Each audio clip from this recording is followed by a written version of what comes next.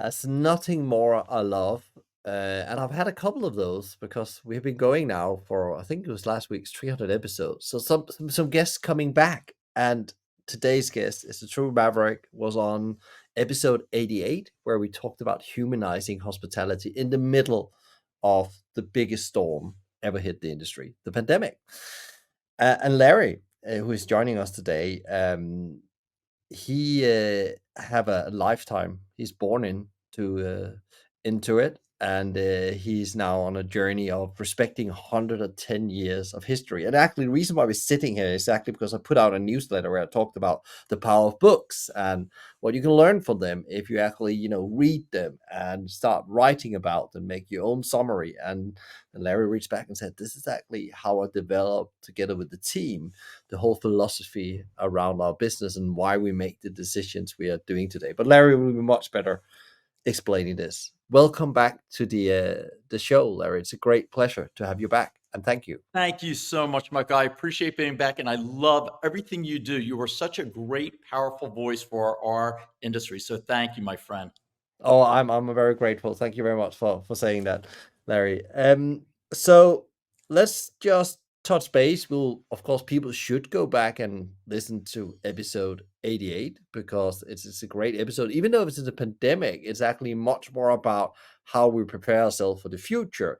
And it'll be interesting to hear, just to catch up and say what's actually happening at AKA. And you did a lot of change in the pandemic. You were listening a lot to the customers, but what's actually happened since, involved out of the pandemic? Because this is actually 2021. I checked yesterday. So actually, it's actually a long time ago. If you took it to years, but time has It's flown 3 years, away. but it feels like 30 years ago, Yeah. having come out of a global pandemic. And I think we really have transitioned and morphed as much as any in real estate, residential real estate, or hospitality, because we did really well after the pandemic or during the pandemic. We resonated anew. I think travelers were not traveling as much, but they were staying longer and they were seeking self-sufficient sanctuaries, and AK assuaged one's need of having a kitchen where they could cook or dine. They had a living room where they could work or relax. So AK did really well. And it was an opportunity to try something anew as we've evolved as a family business over 5 generations, from home builder to apartment developer, to my father pioneering the first furnished apartment in the 60s, to my brother and I really taking this furnished apartment concept to its highest iteration with AB as furnished service residence and AK as higher end hotel residences. It was an opportunity and an intrigue to think about acquiring, maybe at a discount, some of the most iconic hotels and reimagining them in a way that resonated anew in today's new normal that came from the pandemic. So, where we were really focused on buying condominiums and furnishing 1 and 2 bedroom residences, we were able to raise money globally, a lot more than we thought we would be able to raise, to bring that extended stay, highest end iteration of extended stay to these traditional hotels that no longer were resonating, and to buy them perhaps at distress, but we looked at it more as an opportunity, and then to breathe new life into these hotels, transforming them into Hotel AKA. So we right now have 16 properties, of which 9 are hotel residences, aka hotel residence, and 7 new ones over the last 2.5 years that we're either in the process of transforming or have completed the transformation as Hotel AK. So it has been a very busy 3 years and a lot of changes as we enter our 110th year and 5th generation. Yeah, yeah, and it is incredible to hear because I guess that's typical what we've seen across the hospitality industry. There's like been people is accelerating on the back of that. They got some new learnings. They unlearned some old stuff. They learned some new stuff and really adapted their business to what the customer needed. The customer was rewarding that, and then of course when there's good traction, everything else follows. Are you going to keep that momentum? Is that the plan? Is that how it looks right now? Well, we want to embrace that arena within hospitality that we created, which is the service residence, and still reimagine that, but couple that with the hotel so that where we were really focused on that 2 week to 3 month stay. Why can't somebody come for a week in a traditional hotel room, and maybe we make it a little larger, but we reimagine the closets with closet organizers and illumination, a larger bathroom where you have a shower, two sinks, more space to live longer there, and then a wet bar where you could make a grind coffee beans and make a good cup of coffee, come back later, shake a martini, and have your coffee and cocktails within a wet bar. So we're reimagining the traditional hotel room where one could not just, as most Americans do, go 1 or 2 days, but really understand the vibe of a city and stay longer. It's so hard to travel today. So to try and take that daily stay to a weekly stay, just as we took a weekly stay and made it a several month stay for individuals who had to stay monthly. So it's still within the realm, and we don't define AKA by length of stay or square footage. It's really, and this goes as a segue to the books and the learning and the vision and value of Korman. It's really a spirit, AKA, an ethereal essence of escaping some form of chaos in your life and creating a sense of calm when they walk into AK hotel residence or hotel AK, and feeling this sense of home, having a connection with the community, a vibe of the street, the pulse of a neighborhood. So that really defines AK more than, is it an apartment? Is it a room? Is it a condo? Am I staying 2 weeks? Am I staying 3 months? Or am I staying 2 days? So it's really bringing something different and unique to hospitality. And Larry, that's a great segue actually over to, you called it the soul, which is quite interesting. You will see I will put out something out soon around the soul, because that's the biggest job you have in any business is, how do you create that soul no matter what you are in principle delivering? If it's shoes, building hotels, you can do it seamless, because that culture really helps you. And I think I was listening back to our previous conversation. You talked about the AKA way and actually how it actually helped you through the pandemic. And I've heard other leaders talking about actually that cultural work they did, that sometimes it's difficult to figure out, does it really work? How much does it contribute with in a crisis? You really see the power of it. Talk a bit about when you reached out to me, because you wrote a really interesting email around the power of reading books and reflecting on them and bringing these learnings into the business. What you wrote really resonated with me and struck a chord, because we grew up with 23 apartment communities in Philadelphia. I wanted to take what we were doing that I thought was special, but we were doing it in more of a sea-level way in Northeast Philadelphia, Norristown, garden-style apartments. I wanted to sort of take this beyond the provincial settings of Philadelphia. And we had established a brand during the 80s. There wasn't cable or internet, so we were doing it with billboards and magazines and newspaper. And I even got Howard Stern, who wasn't even known in Philadelphia, to do our radio commercials. And we three-dimensionally built this Korman Suites brand out of these 23. And the idea was the synergies of the 23 with one brand was stronger than the individual parts. But I wanted to take that beyond that. And I had to leave sort of the family business with my brother, start our own company called Korman Communities, and slowly buy or build with partners one property after another in Delaware, in Washington, in New Jersey, in North Carolina, and Georgia.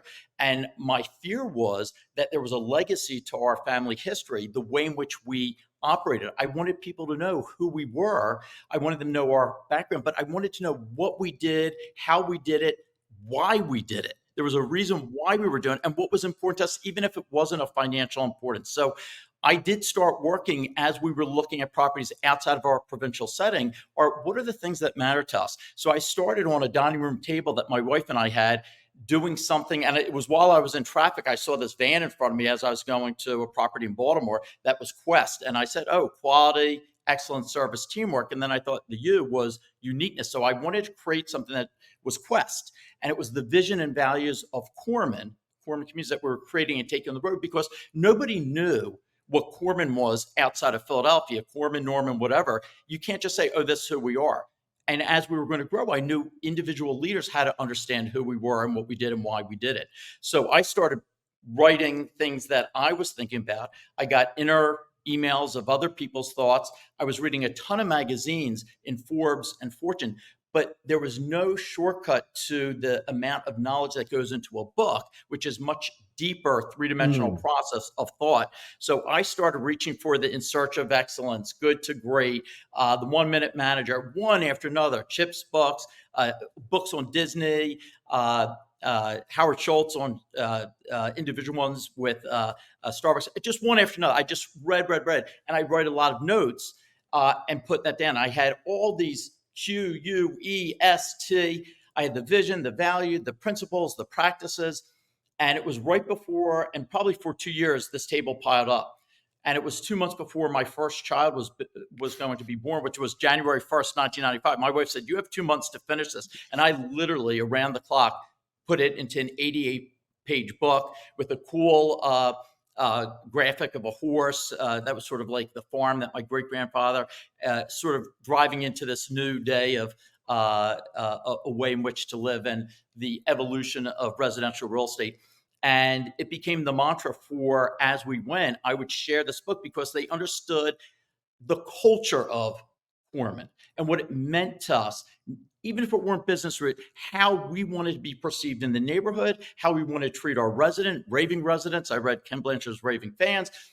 All that had an influence to depict and describe common sense business practices that matched with the way in which I felt in my gut, my heart, my head, the way in which I wanted to communicate. So using the power of books and other thought leaders to take those things you believe in your core gut and deliver that to new team members in new cities was critical. And it really did help as we brought 4 properties in North Carolina, 2 large properties in Atlanta.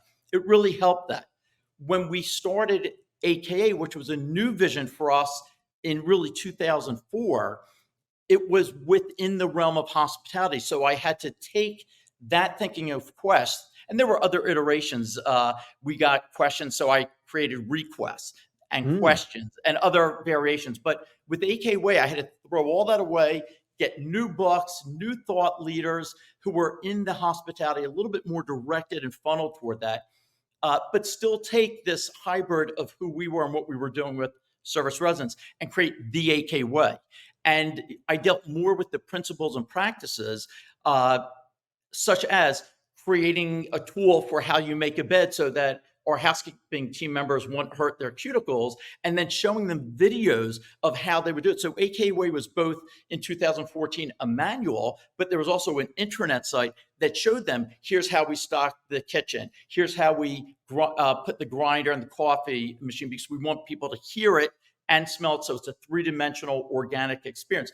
And we would show them videos how they make a bed. We then eventually, because of partnerships, not understanding the long game of AKA or hospitality, we put together the soul of AK, which is called the DNA of AK, which is a separate intranet site about who we are, what we do, why we do it, and why they have to trust in the process. So we're speaking to our partners, our investors, so they can almost look under the hood. And that's something you can't do with just a written manual. You can show, explain, give different ways in which to do it. So there's an evolution of books forming a foundation to how we wanted to be projected and how we wanted to operate in real life outside of our community, but then dealing with leaders, partners, and going more three-dimensional with a book, a manual that came alive, and an intranet site that could delve really deep. It's fascinating because you were talking about, I think I counted 4 different, platform, maybe 5 even. But coming back, are you still using the original book? Is that still given to people, or it depends on which part of the business you're in? You get, either the AK Way, or have you segmented like that, or actually is the first book still the Quest? So we are a century and a decade. So I'm constantly reminding our leaders, the leadership, of the evolution of AK. How did we get here? And it's sort of like uh, uh, what's that casino in China that sort of just evolved very quickly. They just hired great architects, great food. I don't even remember the name. Versus Las Vegas, which has a DNA to Las Vegas. And I'm very good friends with Wayne Newton, who's really taken me through the evolution of Vegas. It's got a soul, a breadth and depth of experience. So we have that. I don't want to minimize that history of home builder, apartment developer, that evolution to get us to where we are today, there's a breadth and depth that is different than all these Johnny come latelys who want to take advantage of extended stay and do what we do. And they put together pretty pro formas and sell that. So I think it's important that people understand how we got to this point. And I constantly am sharing Quest from 30 some years ago. So over the 4 decades, my personal experience of apartments, furnished apartments, service residence, hotel residence to Hotel AK is important because a lot of what I'm thinking and feeling and it's coming from that breadth and depth. So why we do certain things, the why is very important. There's a power to because we're doing this because it does this. I think because we were so crazy about attention to detail, and I've always said that the angels are in the details, not the devils. I think because everybody who stayed with us and everybody who works with us know that we are so crazy with cleanliness and attention to detail and presentation that during the pandemic, I said this on your show, we did not have to talk about what our cleaning policy was. We were able to talk about the sexiness of travel. You need travel even more, and where better to come here? And we were able to talk about the kitchens and living rooms and having New York all to yourself on a silver platter. So when everybody else in our industry was talking about cleanliness, we didn't need to. And I really attribute that to some of the things that are important to us that might not be important to others, that was spelled out to the nth degree in Quest, in AK Way, in the DNA of AKA.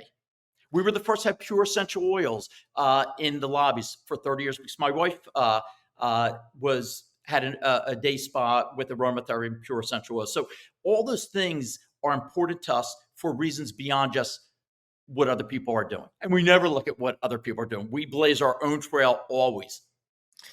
And books help in that respect also. Yeah, and I was like, a couple of questions that came up. I think the first question I would like to explore with you, that seems like, an enormous, a lot of work. And it seems like you have to wait quite a long time to see the benefits of it. Is it worth it to do it, even short term? It's worth it because I look at the other side. My dad always told me, well, if you didn't do it, what would be the outcome? The outcome would be a lot of frustration. I'd have a lot grayer hair than I have now. I think you'd be bothered because one person can't be everywhere. And as a leader, you don't want to micromanage. So if you don't spend and invest a lot of your time early on in communicating three-dimensionally what matters to you, you're going to be frustrated. You're going to go to property and you're going to see all the furniture shoved against the wall instead of it floating. You're going to see pictures tilted. You're going to see things that they've added that don't fit the brand model. So I think the more you can invest as a leader into communicating three-dimensionally, effectively, and intranet sites help, books help, you're explaining to your team members what matters to you, what differentiates our company versus other companies, and why that will resonate and why you need to trust the process, so to speak. And it's super interesting because I'm part of a very young business. We're 2 years in, and we spend lots of time on the three-dimensional thing, actually getting things writing down, rewriting them. Then when we do a strategy document, it's not like a PowerPoint presentation with 1,000 slides. It's a story slide telling happening on paper. It's actually a meeting where all the ideas comes up, and then we go down and write the route to market. It's a story we tell where there's successes and failures written in, and that's the strategy document. And then we write the book of culture, as I call them. And you, in my view, what you have done is the book of culture. And I say to all founders, all CEOs, you need to write that, because how are you going to explain how this is going to be delivered? What kind of beliefs and behaviors do you want to see, and thereby the kind of results your organization will deliver in the end. Wholeheartedly agree. I think it's critical for a company. There's certain books that dealt with this, but there are ways in which to differentiate yourself, and it's not just by the physical or the price. There's a spirit that you sense above and beyond that, and that comes from exactly what you just said. And it's interesting when you talked about a lot about the soul, and I have numbers of people here on the podcast because we're probably focusing on them. We asked the question, talks about the soul, that thing that lives beyond themselves.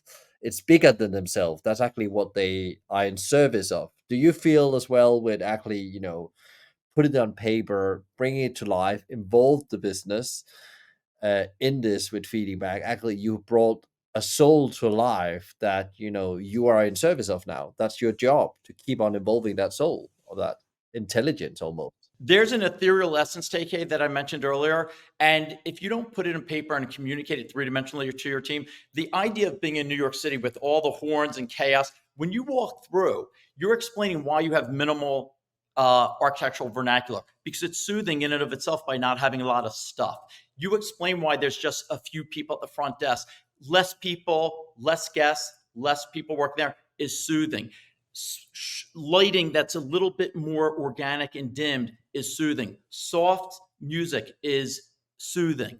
All those elements, pure essential oil, smelling that, again, soothing. You don't know why that when we say the calm of AKA, going from chaos, it's your senses are taking these elements in together. If you don't explain that, it's not saying when you walk in, now you be calm. You're three-dimensionally creating a calm environment that they are picking up. It's organic. It's happening naturally without words having to be spoken. But the words need to be spoken, written, and delivered and understood by your team to create that.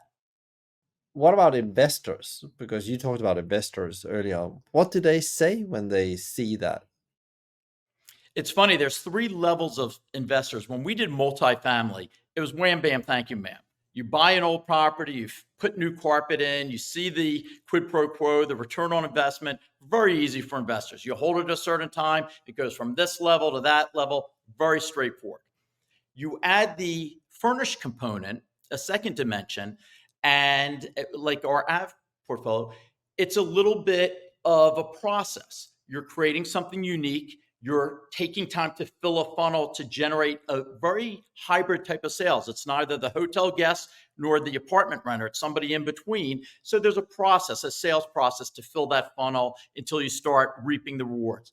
When you go to hotel and you want to reimagine hotel, it's really a special type of investor that understands you're taking several steps backwards, almost like buying a football team in America, where you might spend $100 million, lose $20 million a year, and 20 years from now, it's worth $6 billion.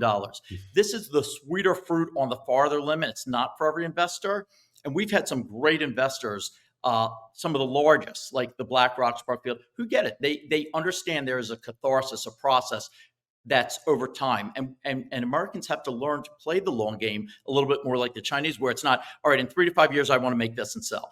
They're thinking 20 years out, 30 years out. They'll be the ones who are investing in hotels in San Fran right now because they're not thinking 5, 10 years. So the hotel operator who wants to create something truly special, especially in our case where we're buying the most dissipated properties that were available for $19 million.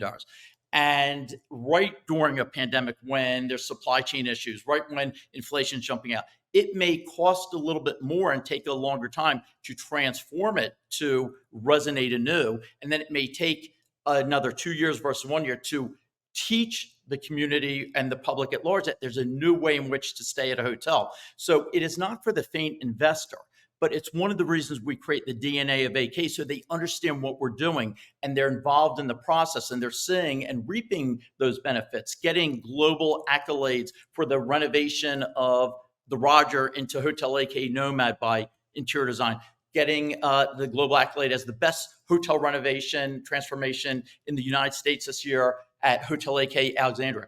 Those in and of themselves don't assuage an investor's return on investment. But what it says to them, all right, I took an ugly Holiday Inn that was dissipated. I took an ugly building that was closed down for $19 million.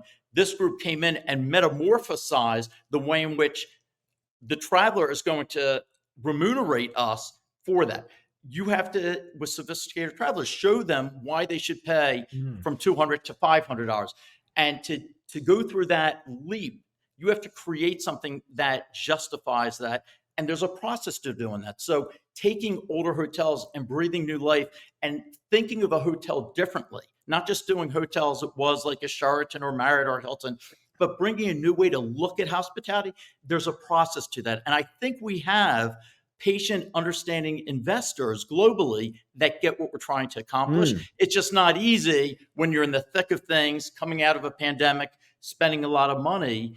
But I think they believe in we're going through that path. But there is a leap of faith by a global investor to say, all right, I'm entering the fray of hospitality. It's a longer term investment. Am I willing to wait 10 years versus the 3 to 5 years as I might do with multifamily?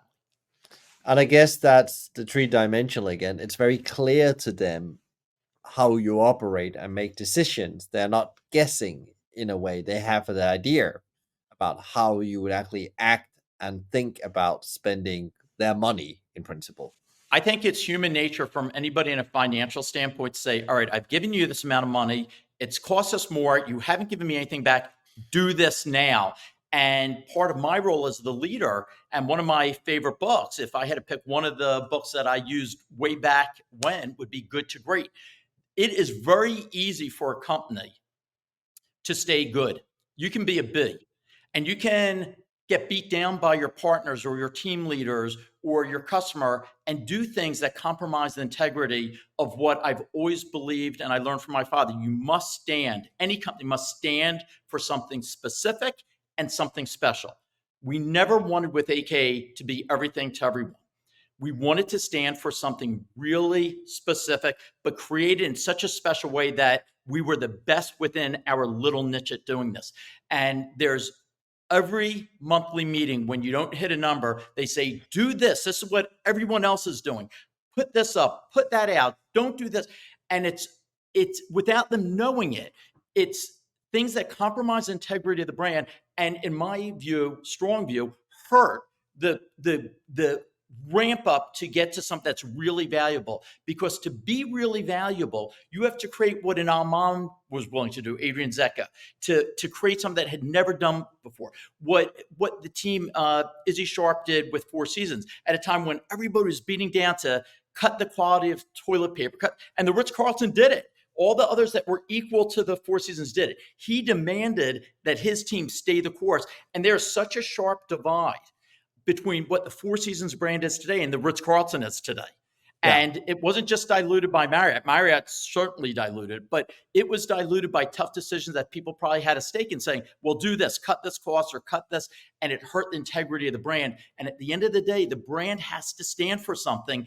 And there are things that we do, methods to our madness, that differentiate us from other people. And you want to pray and beg and hope that your investors trust you based on 40 years of doing this to see it through. My role is to my chief operating officer, to my managing directors, to my staff, is please, please stay the course. There's a way to have our cake and eat it too. There's a way in which to maybe expedite the process to give returns quicker, but still staying true to the integrity of the brand. And the more I can put this in a book form, in internet form, in video form, the more I'm not only able to educate my team and the public, but also the partners, investors, to please trust us, trust the process.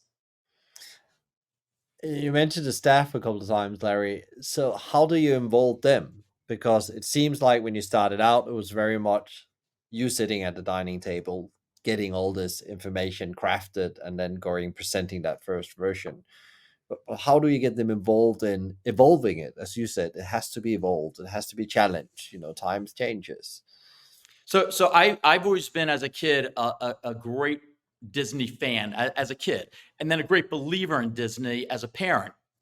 And as a business, I read a lot of Disney books, and my favorite Walt Disney quote sort of really guided me early on. And it's many hands, many hearts. And it's the idea that to create something special and something extraordinary, it takes collaborations to create these synergies. I think to be successful today, you need these collaboration synergies more than ever. So early on, I recognized, and my dad was always great about asking people's opinions and really listening and hearing them and thinking about them and being the last to sort of give his opinion because he really wanted to hear everybody's opinion. I'm not as good as him with all that, but everything we've done has been a roundtable. The Satili AK, we have so many different people involved in creating an extraordinary lifestyle experience through food, beverage, and that element. So I think early on, all the regional directors were a part of Quest. I saved everybody's memos, emails, We didn't have that then. We had intercompany memos. So those made it, if somebody said something in a memo form that was sent out, I saved it. So a lot of people are involved. When we did AK Way, I was sort of Tom Sawyer. I literally was giving a chapter to Alana, our marketing director. I was giving a chapter on asset management to Alex. I was giving IT to Katie. Everybody, and Bob, everybody had a chapter that they were involved with and did. And then when we did AK Way, they were involved in filming the housekeeping director making the bed or setting up there were many hands, many hearts putting together Quest, AK Way, and the DNA of AK. So it is absolutely the staff, the team, the people who've been with us 30, 40, 50 years. They bring such an extraordinary breadth and depth to that. And they're saying it from their perspective, whether Mm. they're in marketing or they've been in Pennsylvania or California or Florida. They're bringing their local flavor to show the three-dimensionality of AK and the way in which it can be viewed from different perspectives and lenses. What have been your own biggest learning doing this kind of work over 30 years? Like, what did you take from it? So I think what comes from it is that you have to have, there has to be, and I don't like to use Donald Trump as an example, but that man every day hits something crazy in his life on it. This is a negative side of it. And he wakes up refreshed. So I think as a leader of a company, whether it's a leader of a property, a leader of a region, a leader of a division, a leader of any company, you almost need to be thick skinned. And you have to be very aware that you as a leader, each day you're hit by something and you communicate in a way you're impacting other people. So I think you sent something out great today. You have to write down all your thoughts at the beginning of the day or the end of the day, deal with them. But when you're out there, you have to remember you're delivering a message as to who we are, what we do, how we do it 24/7. There's not like, oh, I can have one bad day. You don't want to be a mercurial leader who's showing highs and lows and all over the place. That's not a healthy environment. You have to remember at the end of the day, and this is after 37 years of doing this and highs, lows, different partnerships, there has to be one common theme to who we are. And it's not based on the square footage or that or making a financial. It's how it all starts with that traveler and that person getting a good night's sleep. How do we create that environment for not only our guests having a great night's sleep, but even more important to me is our team member having an extraordinary day? That I know if they're feeling good about what they're doing, they're going to deliver great service and experience to our guests. How do I create, me personally, during COVID, I was every single day with my team members. There's pictures of me holding hands and our separating and doing this. I want to be a part of cleaning, doing everything with the team, because if they're leaving the safety of their home and they're coming, and we opened every door at every property and stayed open and resonated new, but we didn't know that going into it. We didn't know what the risks were. Every team member was coming. What heroes to me, the courage and the conviction to come to work. So my role first is to make an extraordinary experience for each team member. They in turn will make an extraordinary experience for each guest. That combination, I have trust and faith, will create an extraordinary experience for our investors in the long term. It's not a short-term business, residential real estate. But my role personally is how do I create a great, I don't want to say workplace, just an environment, overall feel that I feel proud of what I'm doing. I'm doing something special. I'm making a difference. I'm enjoying what I'm doing. I'm having fun with who I'm doing it with. So that's my role, and that's culture at the end of the day.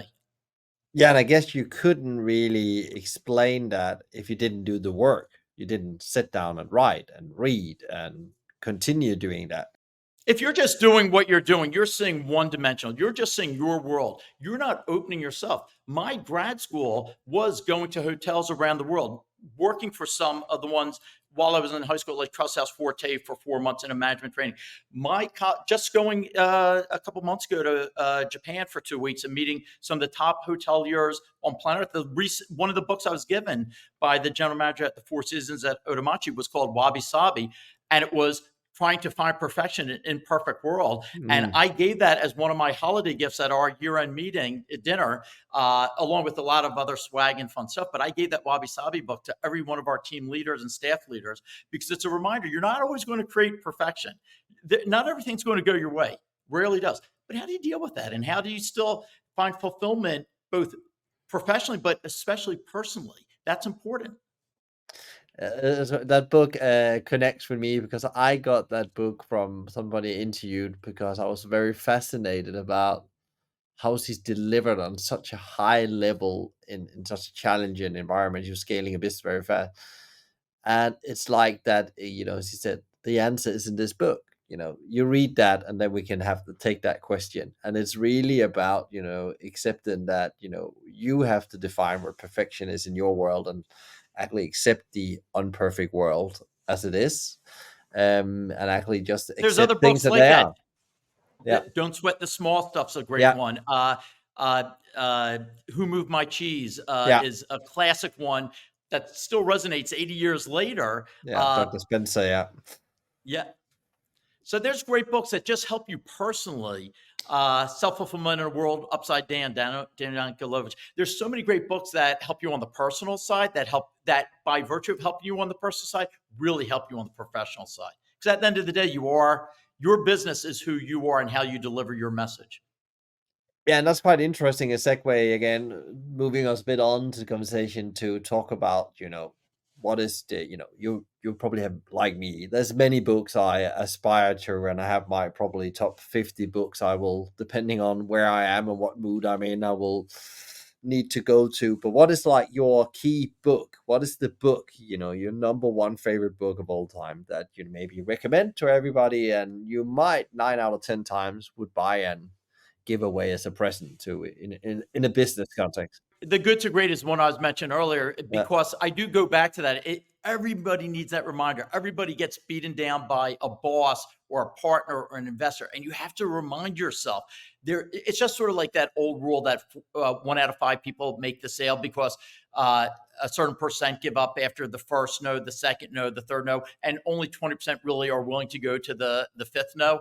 So yeah. they're making the majority line share of the sales. I think that's true with companies also, that you can get beat down because of these short-term ephemeral snippets that say, see, that works, so do that, or you're not generating it quick enough, so to expedite it, you should be doing this. And you make these compromises that jeopardize where the goal was, where to reach. So there's so few companies that are willing to be great because there's a time element that goes against good and with great, that so few people are willing to go that Mm. time, spend that time. So it's a constant reminder to me, and it's one that I use with some of my team leaders, is trust the process, persistence, perseverance. All those go with patience and push. There's a way you can push and have patience and persevere to get to that point.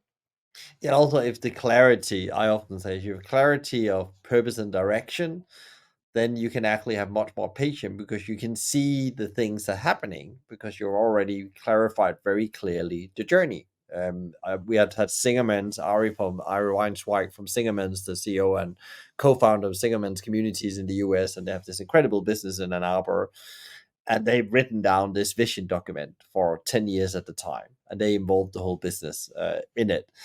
And it stands, if you read that, it's an 18 pages document. It's free on the internet. You can see I'm how reading it. I'm going to it, get it. I love this. they evolve and how they see the future. How are you going to feel when you go into Delhi in 2025? What kind of contribution are we giving to the city? And they can see these things are happening. So it's not like a result. It's not a sales number. It's actually how things are evolving and how now they talk a lot about how the owner structure is going to look when Ari and Paul has to resign at some point. They're in the 60s now, so they know at some point they have to hand the business down to the employees. So they're creating this new fund and foundation around that because they don't want Amazon to buy it. That's the goal, because then they think the soul will be I depleted. love that. I will send you the interview, Larry, but you will find it That very fascinating. continuation is an important objective. How do you pass that baton? Yeah, and he's written 4 books about their philosophy in principles, which is ready available to buy as well. But coming back to good to great, you made it very clear. Good to great, it's the time perspective in good to great. But what else is it in good to great that you really know that works and resonate? Because it's one of my favorite book. I built a number of my businesses on that, and I always go in with that kind of mindset. Now it's become, that's how I think, that's how I work. level 5 leadership, face the facts, right people on the bus, wrong people off the bus. I literally was in a meeting, a monthly meeting in West Palm yesterday, and I used a quote from that. And it basically, in real term explanation, was we're trying to do something different where our smaller properties, we're treating them like a private club membership. So it's only these Access AK members that can come in, or the hotel guests. And the idea is it's a very small hotel with intimate spaces. And our partners would love to let everybody in so they can use the bar. And the thinking is, yes, you would make a couple extra pennies selling more drinks, but the people who are staying there and really putting 85, 90% are going to be very unhappy. And they're not going to tell you why, but they're going to come home after a long day. They can't sit at their own bar. There's not many other amenities there. And next time they're going to stay somewhere else. So you'll never hear of it.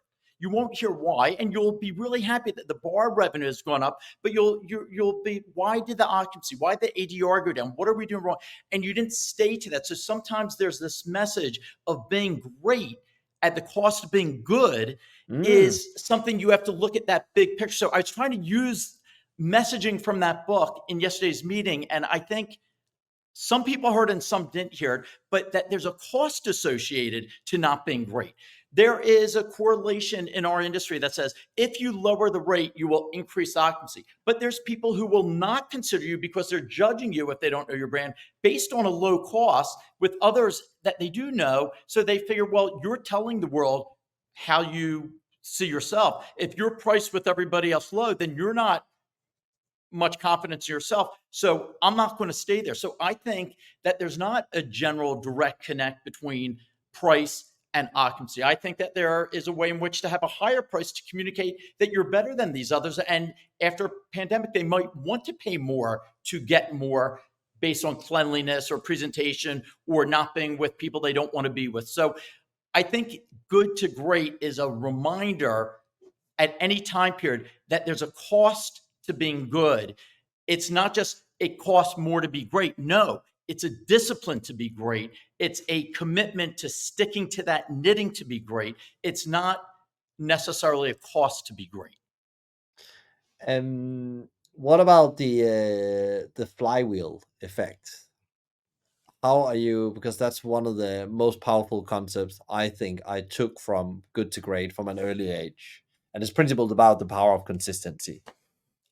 I, I'm a huge believer in that. I think as a person, as I said earlier, if I'm a leader that is all over the place, if I'm not consistent in my message, and I am consistent in my message, I'm consistently upbeat. Somebody asks me how I'm doing it. Awesome. I'm consistent with the way in which I'm going to treat a person. I'll be honest. I'll be transparent. I won't say something behind something back that I won't say, but consistency in the way of the guest experience, consistency of the team members being with each other. There is a huge value and worth in continuity, consistency. I'm a huge believer of that. How do you how do you think about, like, do you think Good to Great has, the companies that's in there are, some of them has, since failed, and Jim Collins is very clear about that, as he been doing extra blogs in the book, interviews, that actually some companies didn't continue being great. Do you think the book is still relevant in the new world, the new world order, and how things are new, the new normal? Yeah, because, just like how you can learn individually from something you did wrong, he points out, look, In Search of Excellence was the first one to point out. I think he points out because here's the things they did great to get great. Here's the things they did not so great to be good. And there are times you can't have your head in the sand. The things you did 20 years ago to be great may not make you great today. If you Mm. don't change with the times and adapt and do things different. An example, we were very against taking dogs at our properties because they could smell the carpet. If they bite something, you have to get there's an obvious reason why we didn't want to take them.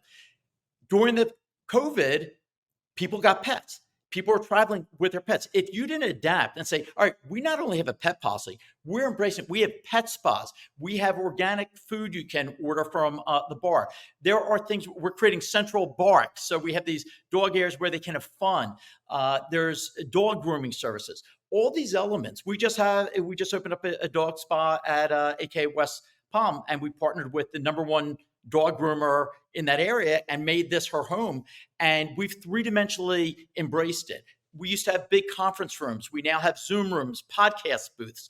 We have a cinema at every property because not only is it entertainment at night, but during the day, people are Zooming in a different way. You must change the amenities, the services, the way in which you operate must change daily.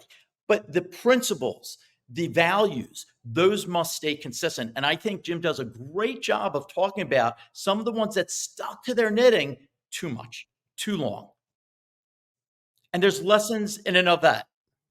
One of them is actually there's in there. They're still, I guess, they're still thriving. I haven't looked in yesterday. Like you have Southwest Airlines, you have Costco, you have these kind of companies that's actually built on this whole kind of good to great philosophy. It's not like they read his book; they were operating like that, and they're still delivering consistent result. We're not talking about maybe 20%, but they're consistently 6 to 10% delivering, no matter what environment they're in. And I think that's the one of the key things I took out of good to great is that no matter what environment they face, they're consistent in their performance. And Warren Buffett loves investment like that. Everybody will love that because then you don't have to worry too much about them. You invest and you take your reward in 20 years time. After reading that, I actually hired a group called Another Anomaly because we were called Korman Communities. I wanted to create this AKA. Our partners at BlackRock weren't sure about the name change. I explained Korman had nothing known outside. We're going to New York, tall, skinny buildings. I wanted 3, 4, 5 letters. But I hired this group of Another Anomaly, and it was made up of 5 individuals that were leaders at Hewlett Packard, at Target, at Sony, as a thought leaders. So for 1 month, they had to actually stay in an AK hotel residence. And it was nuances they picked up. They said, whether I'm in an 850 square foot residence or 250 hotel room, there's times I want human interaction. It would be great if you had a cafe or a larger fitness center. I don't mind not doing workout if I'm going one day, but if I'm going 1 month, I want a really good place to work out. So we built a much larger fitness center. We built an A lounge and a cafe where they could have drinks with guests, other guests. They could have meals with the outside public, but they could get in their elevator and go to their 850 square foot residence. They liked the nuance of not hearing knocks on the door. They liked having one housekeeping versus every day. They could leave their jeans on a bed. It made them feel like they were coming back home. So all these nuances from all these thought leaders came together, and it was like taking good to great and three-dimensionally hearing and from these thought leaders in these other industries based on staying with us and paying them a lot of money to come up with their, but it really then drove, like our first property, aka United, we didn't build out 80% of the first floor. I waited for them. I knew downstairs had to be about serenity and just calm, but I didn't know what that meant until after that. So then we went and built the lounge, the large fitness center. I was going to do a restaurant. We put the fitness center where we have the largest fitness center in New York City still, because it was important for those individuals who were staying longer term. Having a lounge with a really well curated drink list by Death and Co. Having a cafe with a great chef where they can get a great breakfast. They didn't care about lunch or dinner as much, but a great breakfast. So I really listened to what these thought leaders had to say. So it was a three-dimensional version for AK from good to great that I was able to put together based on the architecture of what he had done in his book. And that's super interesting again, because one of the things with good to great companies, they also wait for the right moment to make the decision. They don't haste to make a decision because you need to finish the project now. Actually, we don't have the full information. Face the brutal facts. We don't know. We have to seek the answer before we take the action, because it will harm us if we take too quick action. And that's really interesting in today's environment where people want to execute very, very fast. But what kind of insights are you building that on? That's gut feeling, as they would call it in Good to Great. That's never going to take you anything, where you actually need to understand exactly what the customer want, or what's happening inside your organization or your property, as you said. I love that. What are you reading now, Larry? So I'm reading a book called Alchemy, and it was bought by my oldest son, Alec, who just joined the company, and it's called The Dark Art and Curious Science of Creating Magic in Brands, Business, and Life. And it looks really interesting. I just started diving into it, and I'm really excited about this one. It's by Rory Sutherland. He's the vice chair of Ogilvy. Yeah, yeah, Have you heard yeah, of this? yeah, Alchemy. yeah, exactly. I have it at home. It's got the I big was, yellow yeah, cover, yeah, and and it's a very interesting, very long term focusing on how you build brand. And alchemy is also what culture is in principle. It's this, how do you turn sand into gold? In principle, and alchemists turn things into gold, and that's the there's a group I hired, their name was Alchemy. So I thought ah that was I yeah. added that part to the story since as a segue to that book. We'll put the book in the show notes. Definitely, I'm just making a note here so we remember that, because I think lots of the listeners will love that. What has been your most significant learnings the last 12 months? It seems like you've been very busy, and I know you have a very busy schedule ahead of you as well. But what has been your biggest learning as a leader? I always believe you learn. I brought in two people that the two things I was doing, I sort of wrote down all the things I'm doing. I have a really good partner in Joe Lubeck who said to me, Larry, I love you, but you need this and this. And he was right. And what I needed was the two things I thought I did really well through operations and renovations. I went out and it took me a year to find somebody who was extraordinary, Blake, who is probably a force unlike any other in the hospitality with an extensive background, brilliant as an operating leader. And then I went out and found a gentleman named Scott, who for 25 years was building high rises of the highest level in New York, around the world. So I now, for the first time, they've both been with us for 6 months. They have taken the world by storm. We are operating at a higher level than we ever have. We are renovating and transforming at a higher level than we ever have. We still are working with some of the great architects like the Lasoni team and others. And it's allowing me to be more of a thought leader and think more about the things you and I have been talking about. Interaction with the partners, investors, I've had opportunities to do other things with other partners, but I've really made a wholehearted commitment to the group we're with right now because I think it's a special group that really has the potential to take AK to this next international, global, extraordinary level. And I've turned down a lot of other offers, but I want to be able to meet with people who are thinking about things because you learn during that process. Even the process of interviewing a lot of extraordinary people for these two positions, I met some great people. I've become friends with some of them. I'm able to ask them questions. One is one of the leaders at Auberge. I've asked him a lot of questions. Scott Rahm. There's individuals on the renovation side that I've asked questions because nobody has all the answers. So I like to get different. I'm just able to think more, meet with more people, look at what's in store for us 12 months, 24 months, 5 years in advance. So it's been a great leap of faith in the last 12 months to give away the authority on the asset and operation side to people who I know are much better. I did it 20 years ago with our AV division with Leanne. She was much better than me. So I didn't have to get involved. And the key is you have to give autonomy and entrepreneurship. So my dad did it with me. I've done it with Leanne, and I'm doing it with Scott and Blake. They're 6 months in, but I want to make sure they feel like they're having my time and attention as they do that and not just, see you later. So that's been the best learning curve in the last 12 months is that partner yourselves with people who are better than you so you can do something that helps in a different way. And I guess that's a really hard process, no matter if how much you understand the concept, because again, it's a business with strong roots into history, generations of people, and you have a big legacy you have to, respect, but also protect, and you want to make sure you do that in the right way. I could imagine.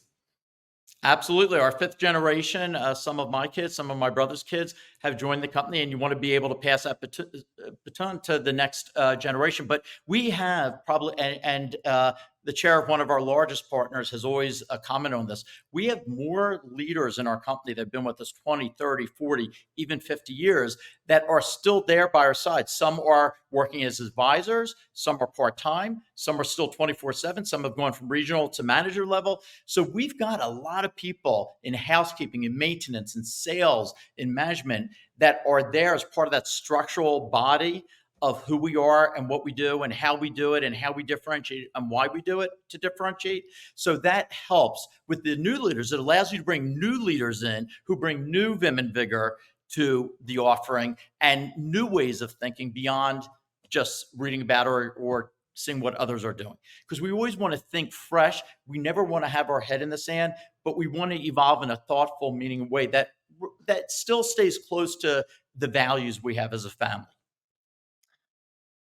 What is the top advice you would give to other business leaders out there that's also trying to build a business as a force for good, that's putting more than just a thing in the world, but actually something that means give meanings to the people, society, and the planet eventually?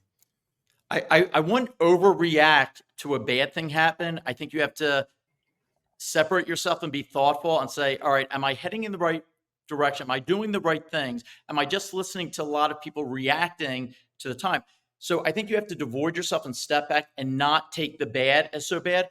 On the other side, if things are going really good, don't take the really good for it's because you don't want to have your head in the sand, as we were talking earlier about. I think you want to stay even this idea of consistency and continuity. You don't want to get too high. You don't want to get too low. You want to be thoughtful. So if you remain thoughtful and there's a vision you have and you see that end result where you envision yourself being, and you know thoughtfully, like writing down those things in your head, like you were saying today, and you're doing the things that you know are getting you towards that.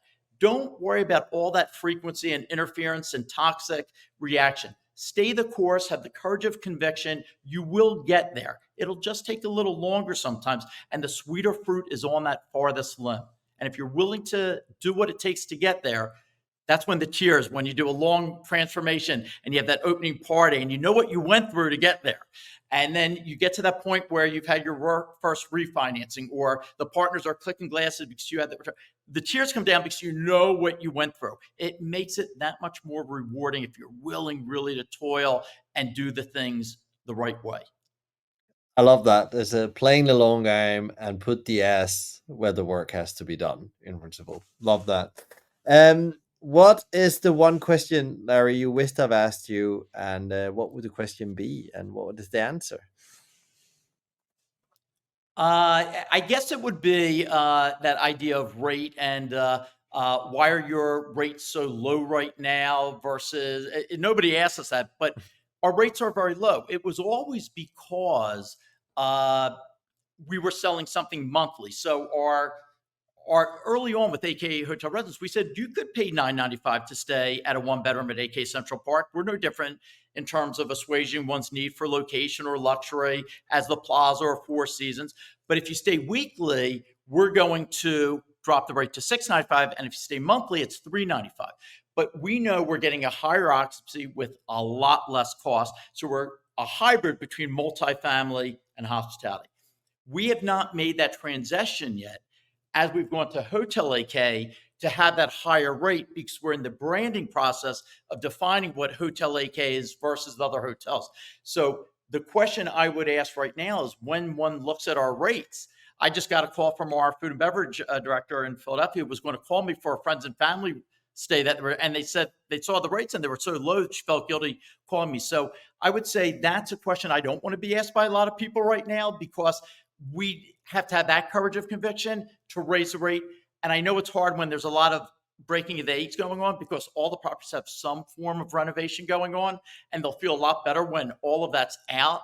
But at some point, we have to make that leap of faith to that higher rate now that we are doing daily and weekly stays in hotel rooms. So that's a question I don't want to be asked right now. And hopefully next time I'm on your broadcast, I'll be saying we made that leap. That's great, and also you're adapting to the situation, but you know the reason why what you're doing. There are times we have listened to our partners and lower the rate to increase occupancy to have enough to pay and do that. And it is a way of sort of bending a little to those. So I want to listen to my own words and stay the course, but I know there's those tainted realities of expectations. So that would be the question I want to be asked right now, right now. That's a good one. I love that.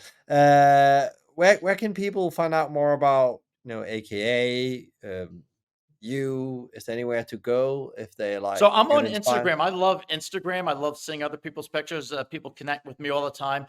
My email address is lmk@korman.com. My cell phone is 215-341-1703.